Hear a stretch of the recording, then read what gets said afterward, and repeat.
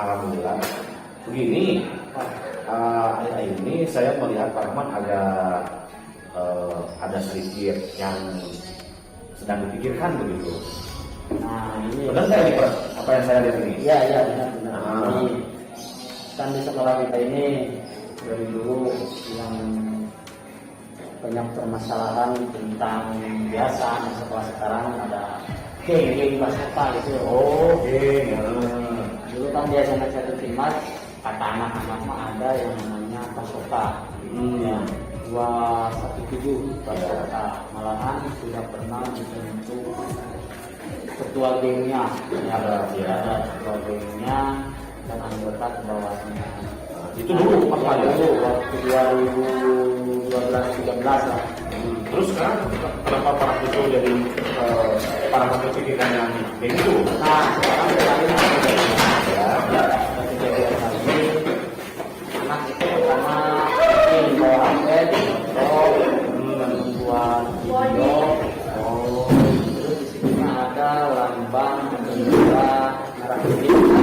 Pas suka itu dengan benderanya merah putih. Nah, itu dijadikan satu video. Upload di Facebook dan di media sosial, di medsos. Nah, yang jadi saya pikir Jadi begitu ya permasalahannya. yang takut saya kan itu banyak sekolah yang lain yang lihat ini yang takutnya nanti saat anak-anak tersebut main ke daerah mana takutnya dicetak di sekolah tersebut akhirnya seperti tahun-tahun belakang kejadian sampai urusan dengan Kapolsek. Nah, tapi tahun sekarang alhamdulillah, tapi ada ketakutan dari saya sebagai siswaan. Masih ada ketakutan, jadi takutnya tadi sudah dipanggil anak-anaknya itu berjumlah 11 orang.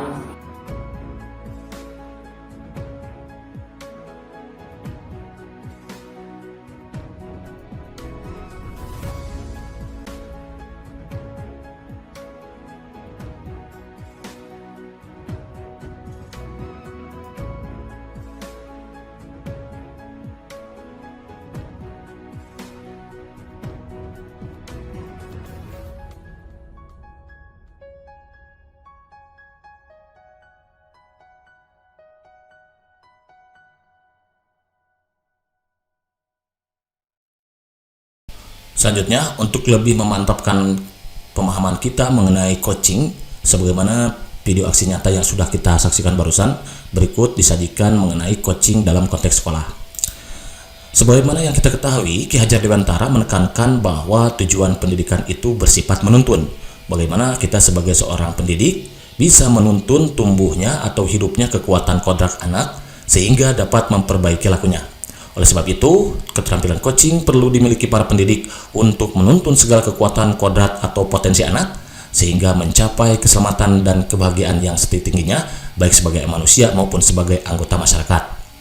Dalam proses coaching, murid diberi kebebasan, namun pendidik sebagai pamong dalam memberi tuntunan dan memberdayakan potensi yang ada agar murid tidak kehilangan arah dan membahayakan dirinya. Untuk lebih jelasnya, sebelum lebih jauh, kita mari bersama-sama simak video perbedaan konseling, mentoring, dan juga coaching. Bapak Ibu calon guru penggerak, sebagai guru, untuk menghadapi murid, terkadang kita berperan sebagai coach, konselor, atau mentor. Melalui video ini, mari kita bersama-sama mempelajari perbedaan antara coaching dengan metode-metode pengembangan diri yang lainnya, yaitu konseling dan mentoring dengan menggunakan analogi belajar mengemudi mobil.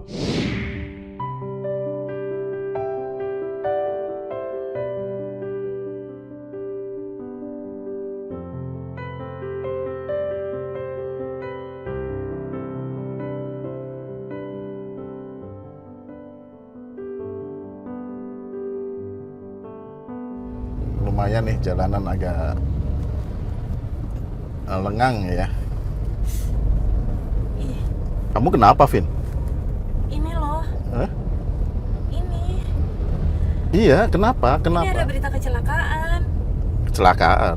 Iya. Kamu pernah ngalamin? Iya. Ini yang bikin aku nggak mau nyetir lagi. Oh, gitu.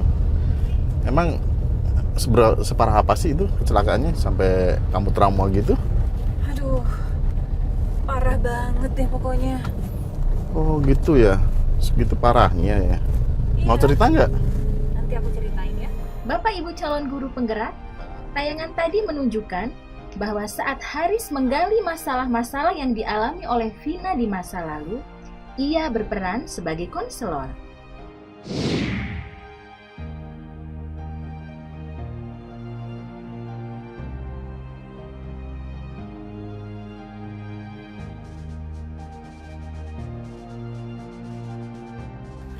Tapi sekarang gimana nih?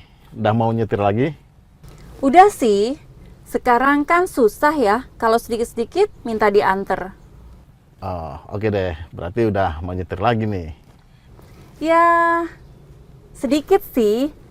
Tapi masih grogi nih. Kalau udah siap nyetir, saya ada tips nih. Gimana cara nyetir yang aman dan santai? Yang pertama, pastikan kamu sudah bawa surat-surat kendaraan, termasuk SIM. Itu penting tuh, agar tenang ketika nyetir di jalan. Terus yang kedua, cek lokasi yang akan kita tuju. Sekarang mudah kok, ada GPS. Saat Haris memberikan tips bagaimana mengemudi dengan aman, saat itulah ia menjadi seorang mentor, seseorang yang membagi pengalamannya dengan orang lain. Kayaknya udah makin pede nih kalau aku mulai nyetir lagi. Baguslah, berarti udah mau mulai nyetir lagi dong. Ya masih dicoba lah. Kemarin aku sih udah coba latihan lagi. Ya, pas kamu latihan kemarin, gimana tuh? Nemuin kendala apa? Terus gimana caranya kamu menghadapi kendala itu? Saat Haris mengajukan pertanyaan-pertanyaan untuk menggali kemampuan Vina untuk mulai mengemudi lagi, maka Haris sedang berperan sebagai coach. Bapak Ibu calon guru penggerak, kata-kata kunci untuk membedakan coaching dengan mentoring dan konseling adalah: konselor akan membantu menyelesaikan masalah klien. Mentor akan memberikan tips berdasarkan pengalamannya kepada mentee. Sedangkan coach akan mendorong coachee menyelesaikan masalahnya sendiri.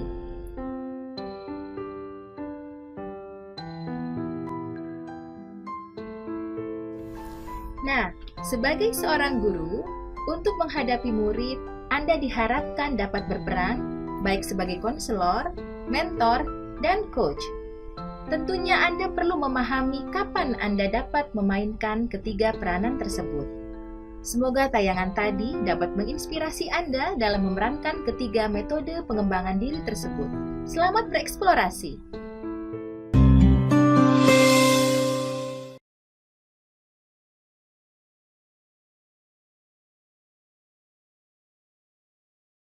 Setelah menyaksikan video barusan, tentu kita sekarang sudah mengetahui bagaimana perbedaan dari mentoring, konseling, dan juga coaching.